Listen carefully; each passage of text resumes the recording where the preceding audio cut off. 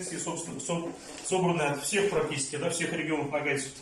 То есть здесь нельзя никак говорить о том, что нагайцы издали впервые по СДГ только лишь во времена Ашима Имамовича Секалиева, совсем никак, да, хотя он, несомненно, огромный вклад как фольклорист, как филолог, как тюрколог внес. Вот. Поэтому никак не позволительно говорить о том, что и по СДГ нагайцы когда-то от кого-то обрели. Ничего подобного. Все те, кто был связан с этой темой, из профессиональных ученых, как позапрошлого 19 века, так и 20-го, они отмечали то, что эпосы, они возникли именно в нагайской среде. Вот, например, работа Фалева 20-х годов, он специально отметил, что нагайцы, будучи элитой по золотоордынским государствам, разнесли свой эпос по золотоордынским образованиям. Да, опять-таки, я вспомню выступление Эминат Хасана Курмансиевой у нас, да, и на круглом столе в онлайн мы проводили, да, о том, что эпосы, они существовали в списках не только, вот, да, как мы привыкли, да, эпическая поэзия, нарратив, когда поется, но она существовала еще и в списках. И вот эти списки как раз, они имели широкое хождение. Известно, да, опять Виктор Максимович Жирновский отмечал, что свои версии этого эпоса имеются и у алтайцев, имелись, и, да, у кочевых узбек, у каракалпаков, у сибирских татар. Вот этот известный, да, который на Киев Санбет издал, есть две версии, откуда он, да, собрал этот сборный текст. И как нам это известно, да, опять-таки, он собрал у сибирских татар и у башкир. Вот. Собственно говоря, это кочевой эпос. Надо отдать должное, да, вот, татарстанский исследователь Фатых Урманчи, он тоже отмечал то, что это эпос нагайский, возник в Нагайской Орде, оттуда, да, по особенностям языка видно то, что он распространился далее. Вот. Ну, не буду я здесь, как сказать, останавливаться, да, именно на происхождении. Очевидно для мировой тюркологической науки, что эпос все-таки нагайский. И возник в Нагайской Орде, потом уже распространился далее. Да. Вот и здесь хотелось бы отметить именно такой момент, который касается эпоса 40 нагайских богатырей, или же 40 крымских богатырей. Да. Откуда такое название, какое происхождение он имеет. Вот, и здесь уже непосредственно, да, как он попал к младшежурским казахам, так, букеевским казахам. Здесь уже вот это то, что касается темы моего диссертационного исследования. Дело в том, что я изучаю несколько служилых групп, которые существовали в Букеевской Орде казахской, которая образовалась в 1801 году. Вот, и две группы из этих служилых групп, это нагайцы Карагаши, переселившиеся в Букеевскую Орду, и новые казахи, да, и нагайский род.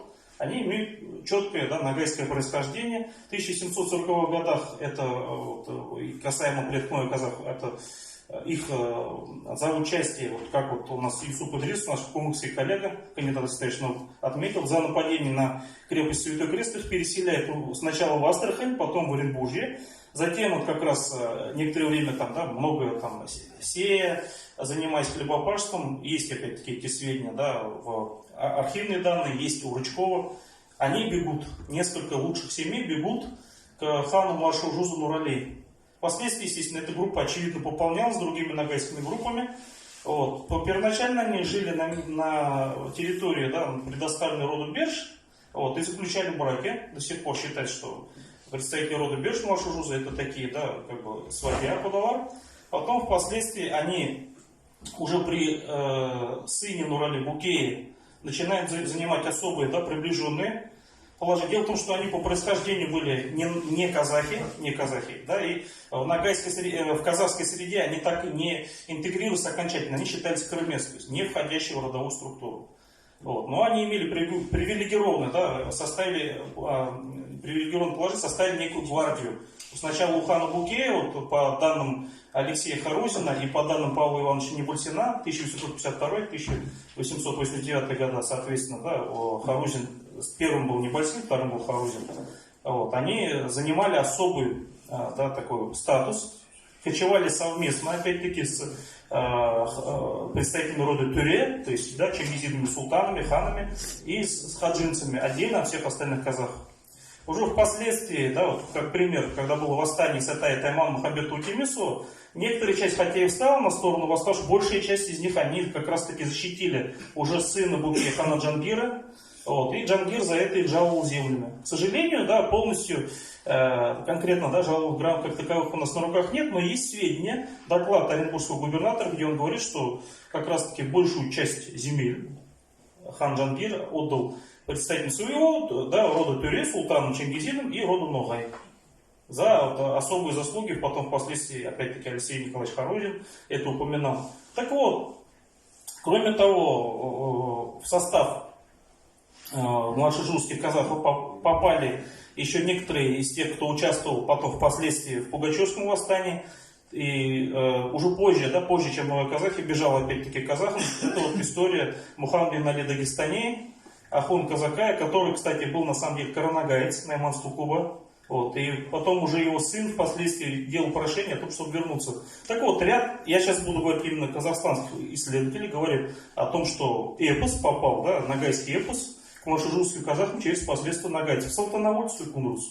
Конкретно это будет даже Ксалык Мурадович Сабитов, который говорит то, что вообще ногайский эпос как таковой у казахов он исполнялся только в младшем жузе, только посредством там небольшого количества журау. В частности, это был Мурунжурау Сингербекула, от которого записали 40 богатырей, еще и был Мурат Момкин. По данным еще Анеса Сарая, другого казахстанского исследователя, это потомок казака Яхун. Ну, видимо, по женской линии, то есть не по мужской. Тем не менее, да, вот, и он сам отмечает, он написал 2 книги, я имею в виду Анеса Сарая «Новая Лоя» и Екатарлан как раз про восстание. И в обоих книгах он отмечает, что эпос, в принципе, проникает через вот это последствие. Жаксанбек Мурадович Сабитов отмечает то, что действие эпоса происходило в Малом Ноғае. Малый Ноғай никак не граничил с казахскими кочевьями, да, соответственно, вот Урак, Мамай, да, и прочие, да, действующие лица эпоса, они никакого прямого отношения не имеют к казахскому народу. Ну, естественно, какая часть ногайцев, она ассимилировалась, в состав ногайского народа, казахского народа была включена.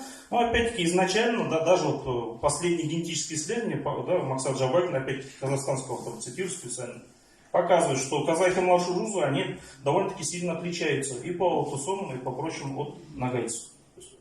Ну, еще небольшой вот кусочек вашего внимания заберу, касаясь именно, да, вот, поэтических произведений. Дело в том, что в 1970 году был издан сборник в Казахстане под названием «Алдаспан».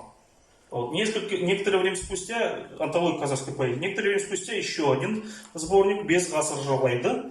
Вот. И там как раз-таки, да, опять-таки, были изданы произведения ногайских поэтов Асан Кайғы, Хастуган Сүйенушұлы, Шалкиис, Досмамбет Тазаулы и некоторых других.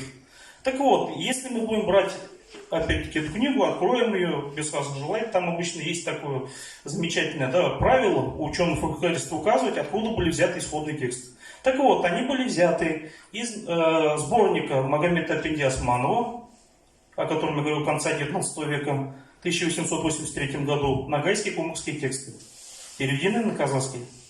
Остальные тексты были взяты из книг Абдулхамида Шуршимбича Джанибекова, да, все из Казнаса Яли Новой фольклора, да, то есть сокровища слов, поэзия аула.